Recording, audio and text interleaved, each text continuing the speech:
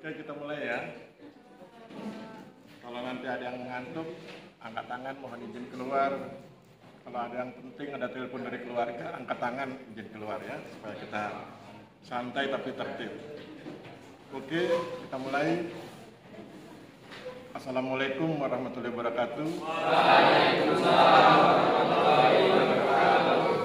Salam sejahtera buat kita semua, mahasiswaku sekalian. Terima kasih Anda hadir di pertemuan kita yang ketiga ya.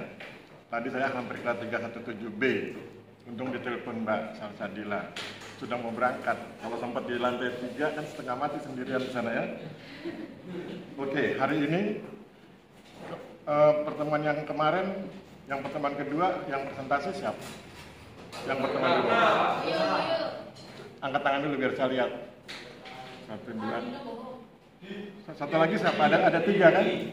Oh di belakang. Oke ya.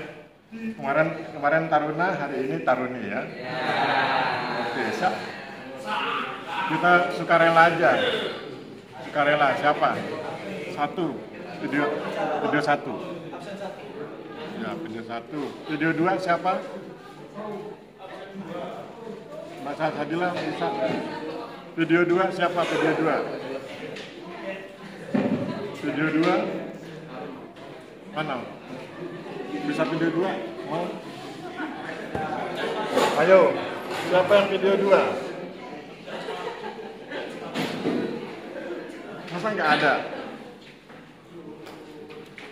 Siapa yang bersedia? Nggak ada yang bersedia, angkat tangan.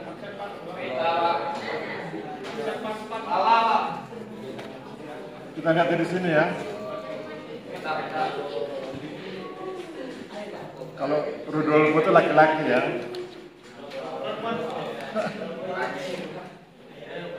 Mas, bantu Mas, bantu. Carikan yang perempuan. Tadi kan beliau tadi 2.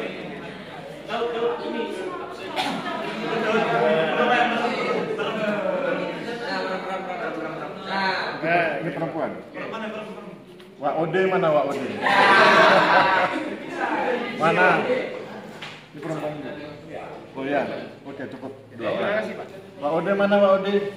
Oke, 2 ya. Video 2. Kemudian Resa mana Resa? Nah, video 3 ya. Resa Priyananda Rismawanti ya. Oke. Kita mulai ya. Yang video 1 tadi. Silakan Mbak. Resa video 3, Wak Ode video 2 ya.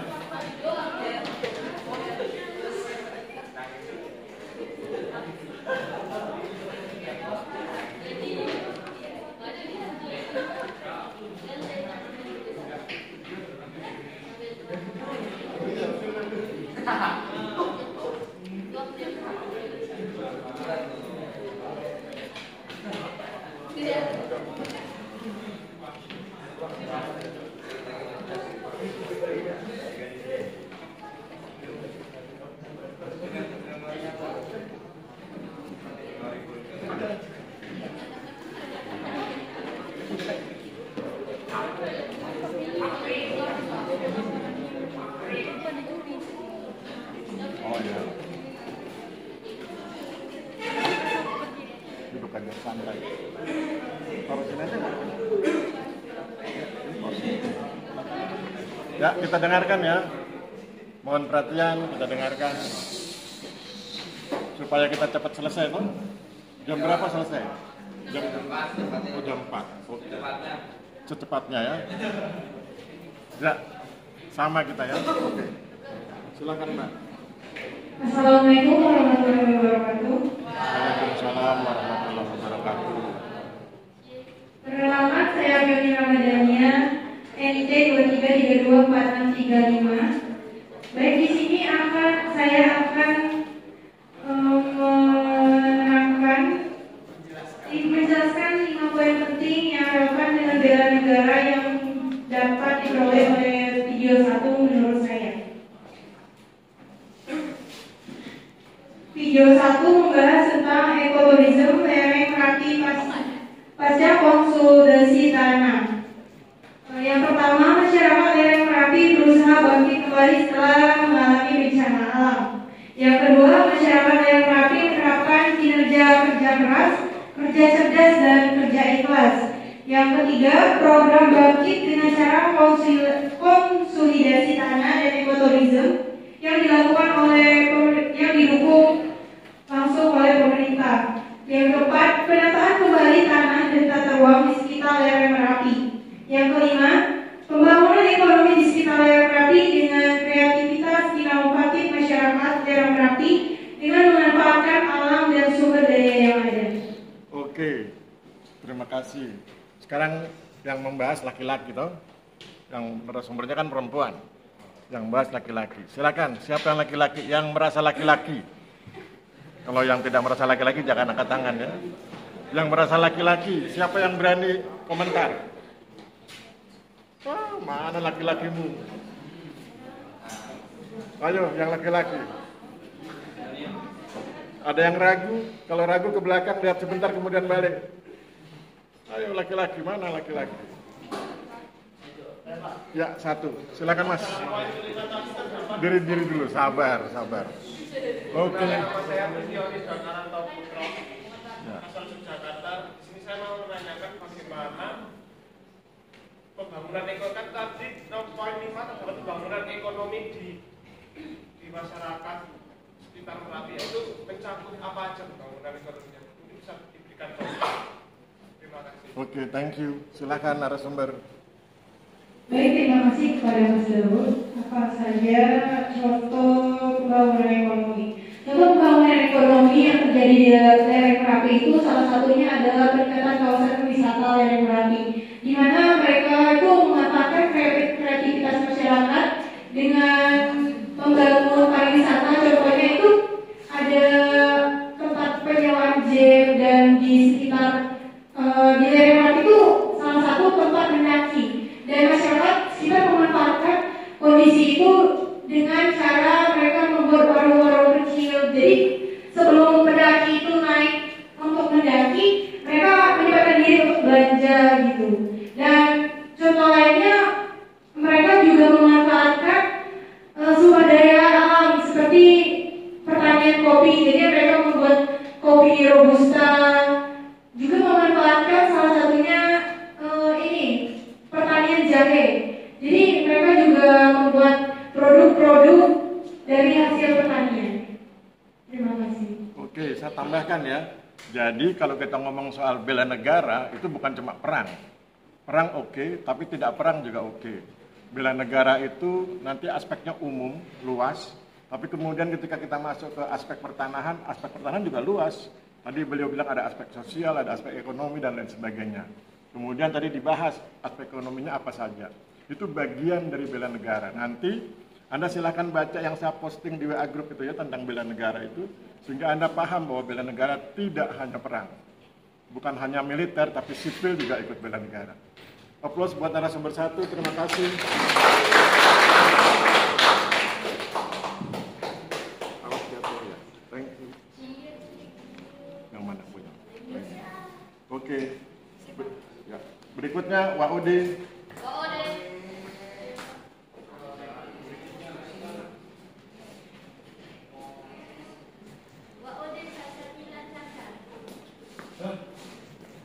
Silakan. Perkenalkan diri dulu, kemudian bacakan video 2 ya.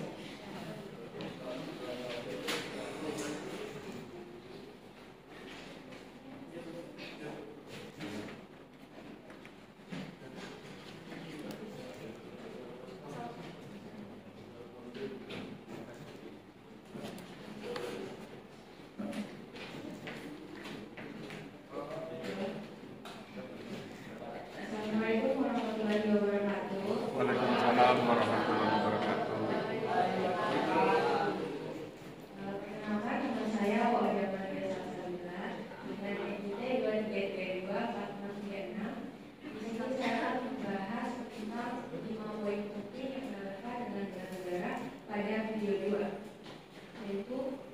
penandagan kontemporer, implikasi sosial, dan reform lokal.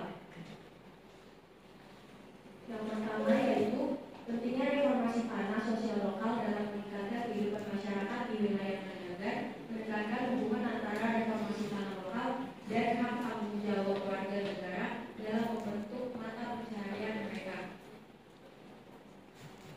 Yang kedua, masyarakat yang tidak memiliki tanah pada daerah Mandagan akan diberi tanah untuk digarap serta garap sebanyak 45 unit dengan kewajiban mereka melakukan kerja bakti dan ronda malam.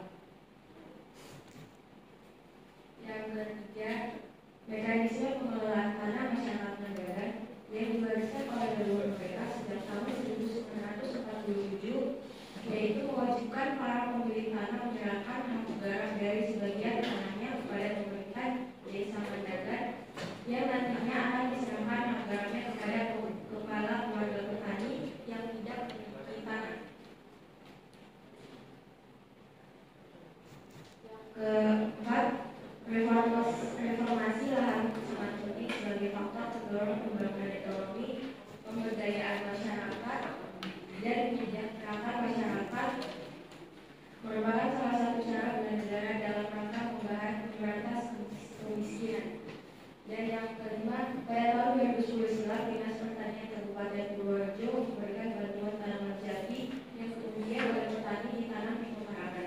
Komunitas hasil pekarangan nantinya akan dijual petani ke pasar Cicuru atau pada pemulung yang datang ke desa Mandagan.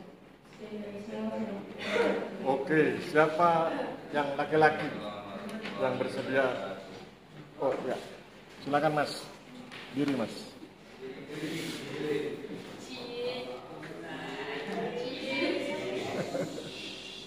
Kenapa? Ini Pak, pertanyaan saya adalah dari penjelasan yang mengenai pembagian hak garap tadi yang saudara Wakil sampaikan tadi. Pertanyaan saya adalah bagaimana hubungan antara pemberian hak garap dan bela negara? Soalnya saya masih kurang paham dari penjelasan ini. Ya, terima kasih. Silakan narasumber diberi pemahaman.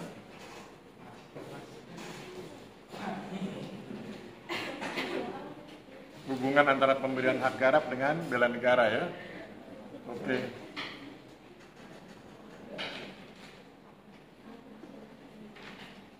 Pemberian hak garap bela negara itu untuk memberantas kemiskinan. Oke. Ke sana, ke yang nanya tadi. Memberantas kemiskinan. Terus apa hubungannya memberantas kemiskinan dengan bela negara?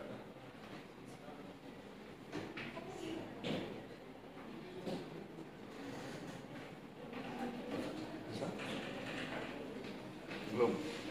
Ada yang bisa bantu yang putri ya? Karena yang nanya putra. Yang putri bisa bantu. Ayo silakan Mbak. Diri Mbak, diri biar kelihatan.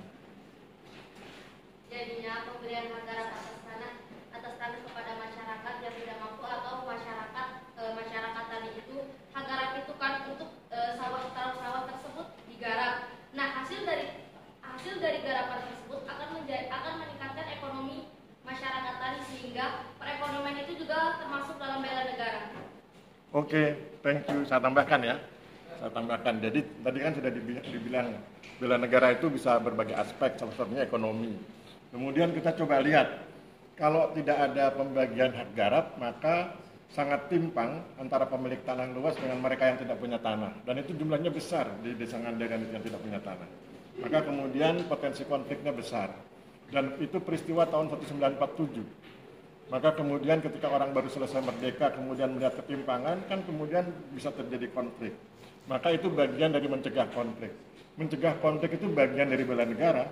Karena kalau negara terjadi konflik, maka sulit untuk dikatakan bahwa negara itu utuh, berlangsung damai, kemudian berkelanjutan. Kita lihat Suriah ya. Suriah itu kan hancur karena konflik di dalamnya. Saya pikir itu bagian dari bela negara. Terima kasih buat narasumber dan mbaknya. Terima kasih aplaus buat para semua. Ya. Oke, thank you. Yang ketiga, siapa tadi yang ketiga?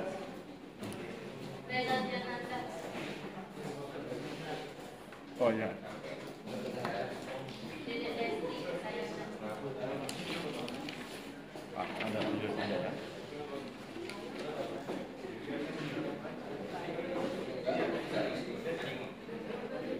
Kita dengarkan Mbak Resa ya. Assalamualaikum. Assalamualaikum warahmatullahi wabarakatuh. Waalaikumsalam warahmatullahi wabarakatuh. Perkenalkan, nama saya Reza Tiana Darismawanti. Di sini saya akan membacakan hasil dari pekerjaan saya, yaitu video 3 resonansi land reform lokal dinamika pengelolaan tanah di Desa Karanganyar. Yang pertama, penerapan land reform lokal di Desa Karanganyar menguatkan semangat hidup yang harmonis di kalangan masyarakat. Kedua, land reform lokal di Desa Karanganyar membawa dampak bagi masyarakat, yaitu 76 keluarga menerima tanah huluan desa atau tanah yang digarap oleh dulur-dulur yang masing-masing luasnya 90 ubin. 3. UUPA menjadi dasar diterbitkannya berbagai ketentuan land reform sebagai salah satu upaya untuk memperbaiki kondisi sosial, ekonomi, dan psikologis petani. 4. Program ini sejalan dengan upaya menyejahterakan masyarakat seperti yang diharapkan oleh Pancasila Sila kelima. 5. Memberikan hak garap bagi petani yang tidak memiliki tanah sawah di Desa Karanganyar seluas 90 ubin. Sekian. Oke, yang laki-laki silakan komentar. Ada? Ayo, laki-laki. Nanti kalau narasumber nggak bisa jawab, baru dibantu yang perempuan. Ayo, yang laki-laki. Nggak ada? Kita tunjuk dari sini ya. Nggak ada. Harus ada. Terima kasih. Sekian dari saya. Assalamualaikum warahmatullahi wabarakatuh. Belum, duduk dulu. Enak aja. Enak aja dia. Saya carikan yang laki-laki ya. Pegang aja nanti kok kalau buat tanya jawab. Air Langga itu laki-laki. Laki-laki ya? Oh ya. Silakan Mas. Perkenalkan, nama saya Air Langga dan Utama, asal Klaten. Saya ada komentar. Silakan komentar. Sudah, saya ada di HP komentar.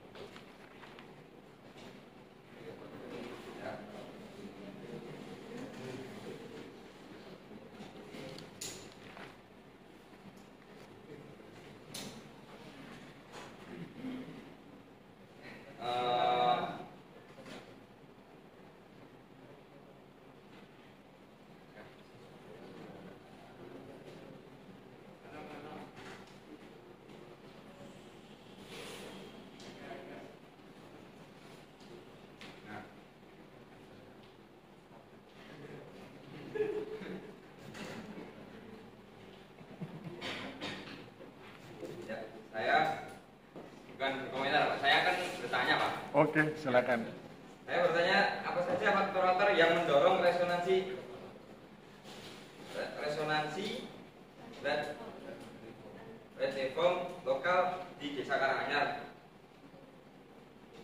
yang dilakukan oleh masyarakat yang ada di Desa Karanganyar tersebut. Faktor-faktor apa? Faktor-faktor resonansi. Nggak ada faktor-faktor resonansi. Ya, Pak, saya Salah itu. Yang betul faktor pendorong atau Oh, ya. faktor penghambat. faktor penghambat, Pak. Soalnya pendorong saya sudah agak mencermati. Yang Faktor penghambat. Oke. Fokus dulu. Jawab dulu semampunya. Bisa? faktor yang menghambat. Faktor penghambat ya. Ya. Ayo Mbak Resa. Betul ya Mbak Resa. Ayo Mbak, faktor penghambatnya apa? Apa kira-kira? Kalau orang ingin dikasih tanah hak garap, kira-kira apa yang menjadi hambatan? Nggak tahu. Oke, yang Putri bisa bantu. Yang Putri. Anissa aja ya, Pak. Ayo, yang Putri bisa bantu faktor penghambat resonansi lan reform lokal. Bisa berdua-dua, Pak. Mana? Angkat tangan dulu biar saya lihat. Kita carikan yang Putri ya. Mana Mbak ini yang Putri yang Mas? Carikan yang Putri. Oh gitu, oh bisa. Coba situ. Dari namanya aja kan saya apa? Bukan, oke ini aja.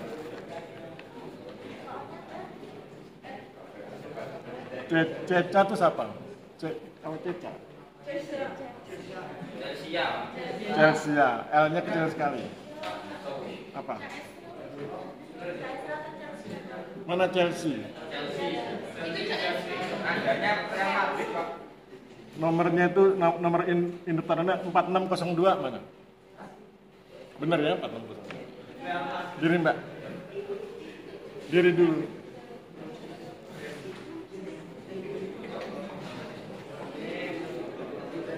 Ayo diri.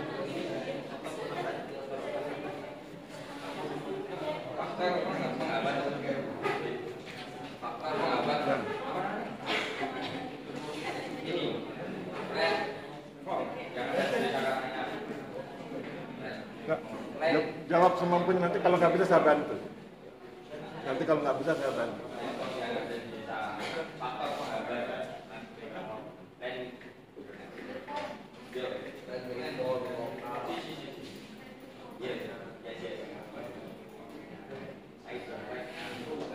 Panggilannya apa? Chelsea. Oh iya. Ayo Mbak Chelsea. Bisa?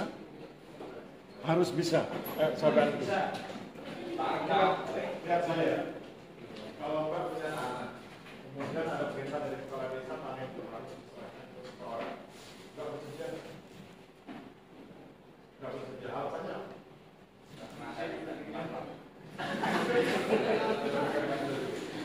Karena itu faktor penghambat sanksi, bahwa setiap orang merasa bahwa hak miliknya itu tidak bisa diserahkan kepada orang lain. Tetap ya, bahwa setiap orang merasa bahwa hak miliknya tidak bisa diserahkan kepada orang lain. Maka kemudian kepala desa bikin akal. Akalnya apa? Yang diserahkan bukan miliknya, tapi garapnya. Jadi hak miliknya tetap ditambah, nanti garapnya diberikan kepada orang itu menggarap, nanti duitnya buat dia. Mbak semuanya anak garapnya. Itu kalau penghambat. Itu bukan satu aja ya? Mau berapa? Satu atau dua? Faktor yang lain adalah kalau Anda perhatikan bahwa pada akhirnya nanti akan sulit ketika akan diperjualbelikan.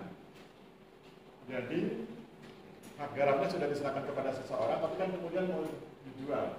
Nah, ketika akan dijual, itu kan ditarik lagi hak garapnya, karena akan dijual ke orang lain. Sudah dijual ke orang lain yang beli belum tentu mau beli karena di atasnya menekan hak garap orang lain. Ya, gitu. Ya, tapi kan cukup dua aja, dan itu dua itu sulit. Tapi kemudian itu diatasi dengan cara musyawarah dan lain sebagainya, gitu ya? Ya. Oke, applause buat kita semua. Terima kasih. Oke, terima kasih Mbak Chelsea ya, Mbak Chelsea, Mbak Resa. Yuk kita sekarang lihat WA Group. Anda lihat WA Grupnya? Anda lihat tulisan bela negara itu? Yang di teks ya, di WA Group. Jadi Anda lihat bela negara itu, bahwa konsep bela negara itu tadi saya sudah bilang, bela negara tidak hanya bersifat militaristik, tapi sipil juga bisa. Tidak hanya saat perang, tapi saat damai juga bisa. Tidak hanya tentara, tapi kita semua bisa. Kemudian, bela negara itu dalam arti luas, dalam semua aspek kehidupan. Tetapi kemudian, karena kita sekolah di Sekolah Tinggi Pertahanan Nasional, kita coba kerucutkan ke aspek pertanahannya. Maka ketemulah tadi ada ekoturism, ketemu ada Ngandagan, ketemu ada Karanganyar, artinya kita bicara tentang bela negara dalam konteks pertanahan. Sekarang kemudian berikutnya, Anda lihat yang PowerPoint. Anda lihat PowerPoint-nya. Anda lihat di slide ketiga. Di slide ketiga yang ada gambar tangan gitu loh, ya. Yang gambar tangan ada tulisan, bertanyalah ya. Obat dari kebodohan adalah dengan bertanya. Kemudian mari kita lihat. Di slide itu ada definisi tentang upaya bela negara. Upaya bela negara adalah sikap dan perilaku warga negara yang dijiwai oleh kecintaannya kepada NKRI yang berdasarkan Pancasila dan UUD 1945 dalam menjamin kelangsungan hidup bangsa dan negara. Oleh sebab itu tadi ada aspek ekonomi, itu semua menjamin kelangsungan hidup, mencegah konflik. Di Ngandagan, di Desa Karanganyar dengan pola yang sama, dan reform lokal, itu bagian dari mencegah konflik. Mengapa mencegah konflik itu penting? Karena konflik bisa merusak kelangsungan hidup bangsa. Kita belajar dari Suriah, negaranya jadi kacau balau karena konflik internal di dalam negeri ya. Oke, kemudian kita lanjut ke bagian yang lain. Di slide kelima, itu konsep bela negara itu bisa secara fisik dan non fisik, itu yang sama itu tadi, tidak cuma militer, kita sipil juga bisa gitu ya. Kemudian wujudnya juga bisa beraneka ragam. Kemudian saya ingin mengajak Anda memahami tentang konsep ratih, rakyat terlatih gitu ya.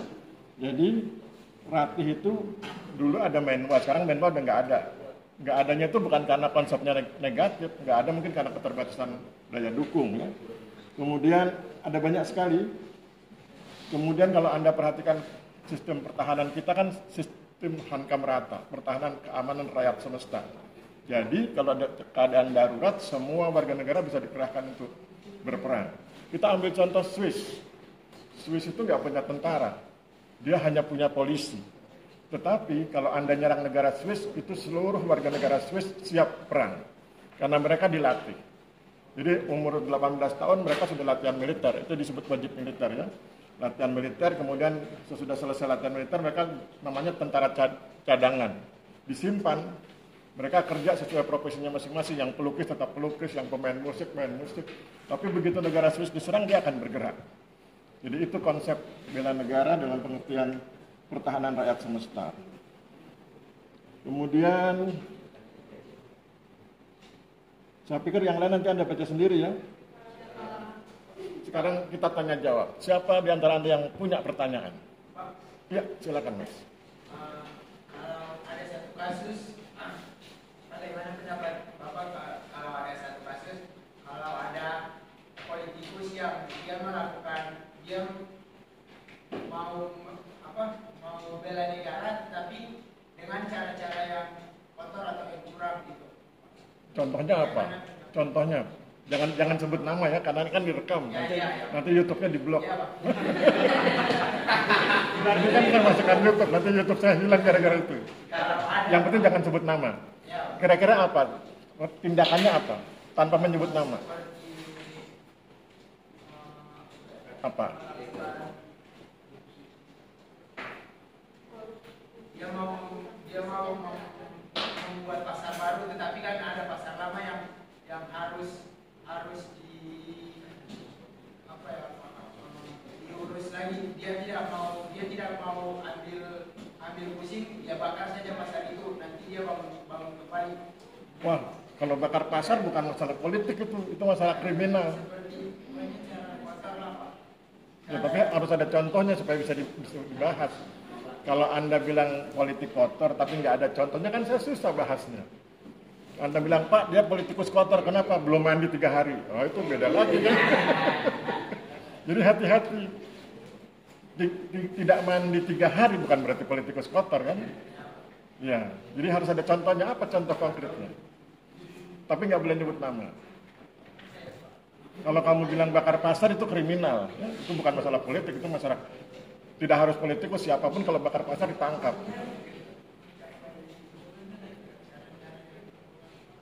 Kamu pikir dulu ya, kita kasih kesempatan yang lain yang mau komentar. Saya mau menambahkan Ya. itu aja, Pak. Ya, silakan. Mau ngasih contoh. Nah, Tapi jangan sebut nama ya. Ya, saya itu kan ada pencalonan bupati ya, Pak. Ya, bupati itu ada bawahannya itu mengasihkan kepada orang yang di KPI. Namanya tempat yang buat pemilihan itu loh. Setiap orang itu akan dikasih seberapa, dikasih amplop, di dalamnya itu. Kalau dikasih amplop nggak apa-apa ya kalau kosong. Tapi di dalam isinya itu ada 2 kertas, yang satu uang, yang satu ada tulisannya itu. Ya, oke. Nah itu Pak, bagaimana? Oke, itu kan sudah diatur ya, sudah diatur di peraturan pemilu itu. Itu bisa terkena sanksi money politik, asal dilaporkan kemudian terbukti bisa diproses. Happy aja.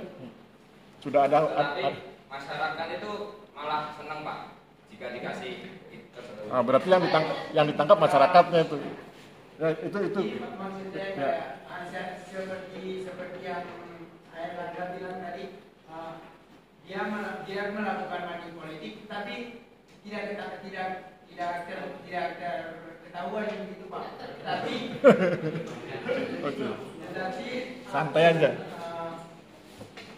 Tujuannya saat dia menjadi bupati, dia melakukan hal-hal baik, tetapi dia mendapat menjadi bupati itu dengan cara kotor, dengan money politik misalnya. Oke, waktu pengen menjadi bupati dengan money politik, tapi ketika jadi bupati ternyata prestasinya bagus begitu. Wah, itu kebetulan sekali. Itu walaupun kemudian salah itu ya. Salah, dan kalau kemudian tadi berhasil dibuktikan bisa dianulir itu. Jadi kalau ada pihak yang memberikan pengaduan berhasil membuktikan bahwa terjadi money politik bisa dianulir. Tapi kalau tidak berhasil dibuktikan itu namanya fitnah. Gitu? Kalau fitnah, yang memfitnah bisa ditangkap. Itu makanya saya bilang hati-hati. Di era 2024 ini, persiapan 2024 Anda hati-hati ya. Hati-hati dengan Facebook. Siapa yang punya Facebook? Saya. Nah, yang punya Instagram, Facebook, Instagram, pokoknya media sosial. Yang punya media sosial hati-hati. Jadi karena ini tahun politik kan tahun kepekaan ya.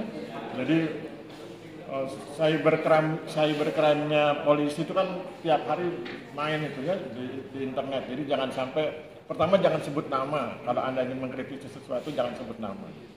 Kalau contoh juga jangan sebut lokasi, nggak sebut nama tapi sebutkan alamatnya sama aja. Jangan sebut nama tapi dia sebut dosen STPN ngajar PPKN Aristiono. Gitu ya. Oke, ada lagi yang lain? Kalau nggak ada kita bubar ya. Ada? Nggak ada ya, kalau nggak ada kita bubar. Saya pikir cukup. Nanti selebihnya Anda baca sendiri. Yang penting itu, bahwa bela negara itu tidak hanya militer. Bela negara itu bisa sipil, bisa kita. Dan aspeknya luas, Ipolexos Hankam, termasuk pertanahan. Kalau nanti Anda jadi pejabat pertanahan, kemudian Anda berbuat baik, melayani masyarakat, itu bagian dari bela negara. Ya, saya pikir cukup, kita akhiri. Wabillahi taufiq wal hidayah. Wassalamualaikum warahmatullahi wabarakatuh. Salam sejahtera buat kita semua. Terima kasih dan selamat sore.